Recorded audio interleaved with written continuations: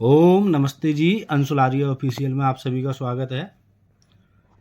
आज बहुत ही शुभ दिन है सभी स्वास्थ्य साधकों के लिए। आज भगवान धन्वंतरी जी का अवतरण दिवस है। भगवान धन्वंतरी इस ब्रह्मांड के सर्वप्रथम आपके वैद्य थे, डॉक्टर थे। तो आपको मैं पहले भगवान धन्वंतरी का परिचय देता हूँ पूरा। भगवान धन्वंतरी को कोई कहता है 5,000 वर्ष पहले पैदा हुए, कोई कहता है कि 50,000 वर्ष पहले पैदा हुए। तो मैं आपको बताऊं 5,000 वर्ष पहले भी आयुर्वेद था। आपका आयुर्वेद 50,000 वर्ष पहले भी था, 50 लाख वर्ष पहले भी था, 50 करोड़ वर्ष पहले भी था, 50 अरब वर्ष पहले भी था। जिस तरीके से मनु महाराज आपका पृथ्वी के प्रथम राजा थे सृष्टि के आरंभ काल से, उसी प्रकार हमारे ईश्वर ने वैद्य के रूप में, डॉक्टर के रूप में सर्वप्रथम सृष्टि के प्रारंभ में ही भगवान धन्वंतरी को भेजा था। उसके बाद अनेक लोग पैदा हुए संसार में, लेकिन सबसे पहले इस सृष्टि के आरंभ में ही तो 1 अरब 96 करोड़ वर्ष पुरानी हमारी ये सृष्टि हो चुकी है।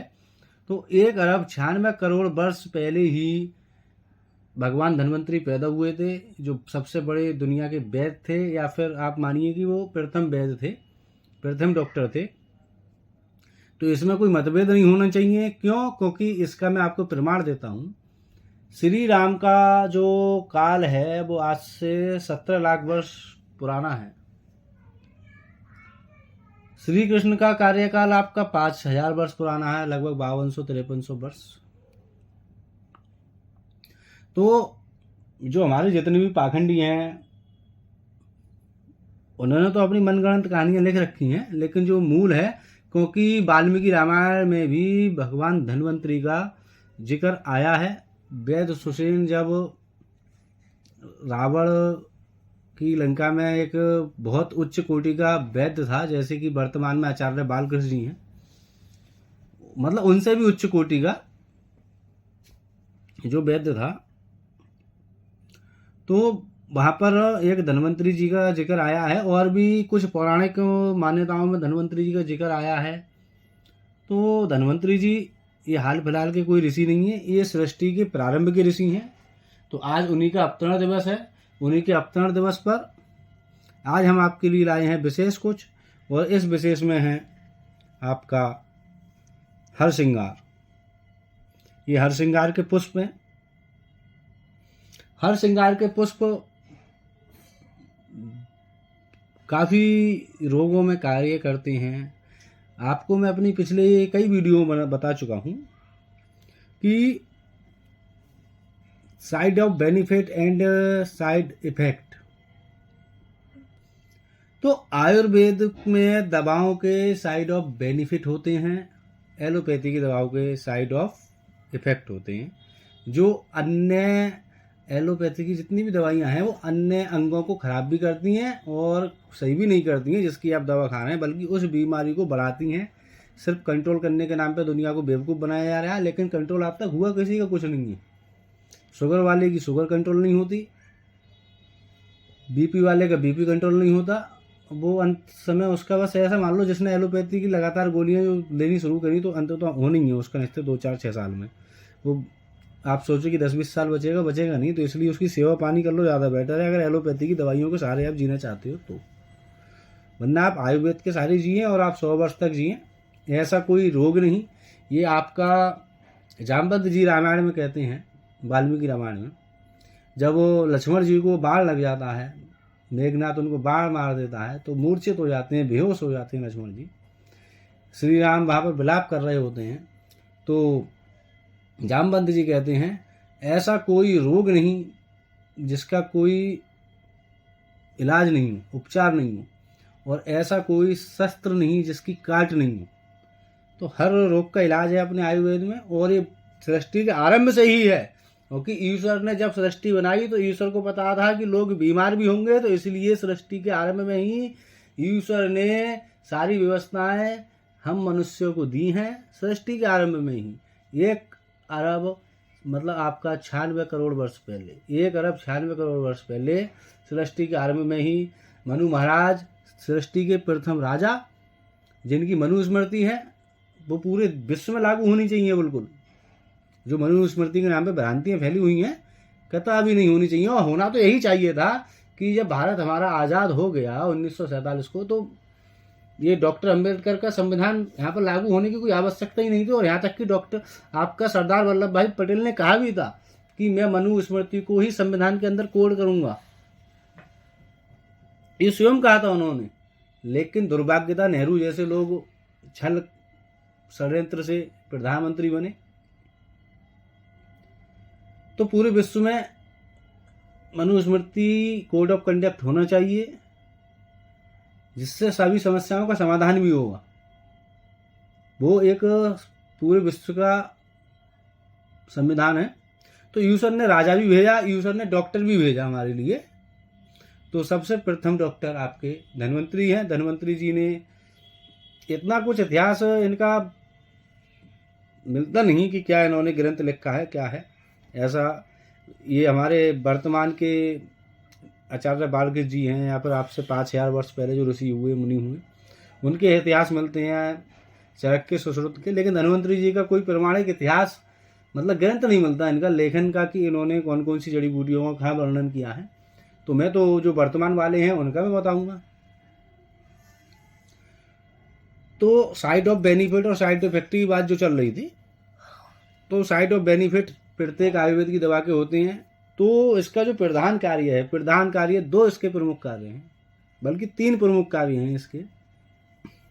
जो इसके 3 प्रमुख कार्य हैं, एक तो ये पिगमेंटेशन को ठीक करता है। पिगमेंटेशन समझ रहे हैं? पिगमेंटेशन का अर्थ होता है कि जो हमारी त्वचा होती है, स्किन होती है, तो उस पर सफ़ेद दाग हो जाते हैं, बीच बीच में काला हो जाता है, वो होता है आपका ल्यूकोडर्मा पिगमेंटेशन। तो ये ल्यूकोडर्मा में अत्यंत लाभकारी औषधि है। इसका सेकंड आता है एंटी डायबिटिक, मधुमेह के रोगियों के लिए बहुत ही अच्छी औषधि है। 50-100 ग्राम आप इसके फूल डेली पिएं, 200-400 फूल, कोई आपत्ति नहीं है, आराम से इसका जूस बनाकर पिएं, ये अच्छा खुशबूदार है। और तीसरा इसका सबसे बड़ा फायदा है जॉइंट पेन, यानी कि जोड़ों के दर्द, गठिया, कमर दर्द, जितने भी दर्द हैं शरीर के, ये वातनाशक भी है। तो सभी प्रकार के इससे दर्द भी ठीक होते हैं, बहुत ही अच्छी औषधि है। तो मैंने 3 आइटम इसके तो बता ही दिए, 3 लाभ। और उसका बाकी अन्य लाभ भी हैं, जैसे कि दिमाग को भी फ्रेश रखता है। भाई सुगंधित चीज़ें दिमाग को तो फ्रेश रखेगी, सामान्य बात है, तो इसमें तो मुझे कोई बताने की आवश्यकता नहीं है। बाकी इसके तनाव को भी दूर करेगा जब सुगंधित होगा। ये सामान्य बात है कि आप बदबू सूंघेंगे तो आपके सिर में दर्द भी होगा, उल्टियाँ भी आएंगी, तनाव भी होगा, गुस्सा भी आएगा, डिप्रेशन में भी जाएंगे आप बदबू सूंघेंगे। तो जब आप खुशबू सूंघेंगे तो आप खुशी से झूम उठेंगे, आपका शरीर का रोम रोम खिल जाएगा, आप रोमांचित हो उठेंगे। ये तो सामान्य है। तो इसकी खुशबू तो बहुत ही शानदार है, मतलब बहुत शानदार खुशबू है इसकी। और ताज़ा ताज़ा पिए इसको, फ्रेश तोड़ के लाइए और पीजिए। तो हम बनाते हैं इसका जूस बना के आपको मिलते हैं। तो हमारा जूस बन के रेडी हो चुका है, लगभग 2 गिलास जूस है ये। इसके अंदर तेल की भी मात्रा होती है, क्योंकि इसके फूलों का तेल भी निकलता है, जो दर्द आदि की औषधियों में पड़ता है। लेकिन आप इस जूस का कलर देखिए, क्योंकि इसके जो डंठल होते हैं ना, वो जो आपके भगवा कलर के होते हैं। तो भगवा जूस बन के तैयार हुआ है, बिल्कुल गेरुआ कलर का, ऑरेंज कलर का। और खुशबू तो बहुत ही शानदार है इसकी। आहा, पीने के बाद तो 100% रोम रोम खुलना ही है, इससे मन प्रफुल्लित होना ही है। तो पहला गिलास हम इसका लेते हैं।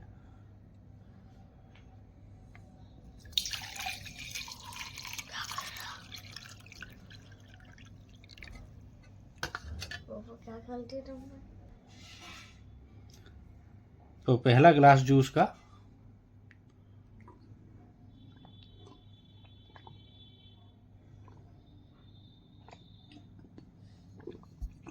बहुत ही अच्छी क्वालिटी का जूस है ये। रोम रोम खोल दिया इसने जो है। तो एक गिलास और है, कुछ अपनी बात पूरी करके इसको भी ख़त्म करता हूँ। मैंने आपको शुरुआत में बताया महर्षि धन्वंतरि के बारे में, हरसिंगार के बारे में।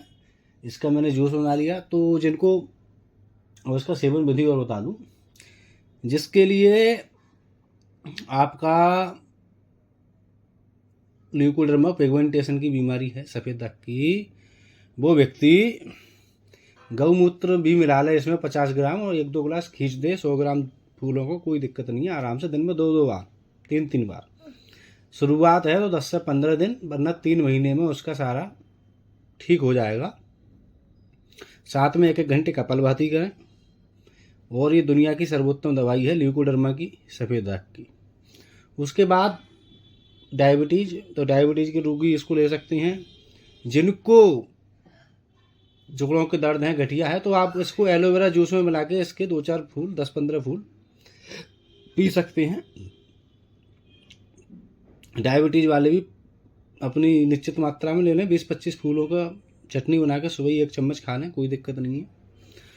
तो साइड ऑफ बेनिफिट होते हैं इसके। और मैंने आपको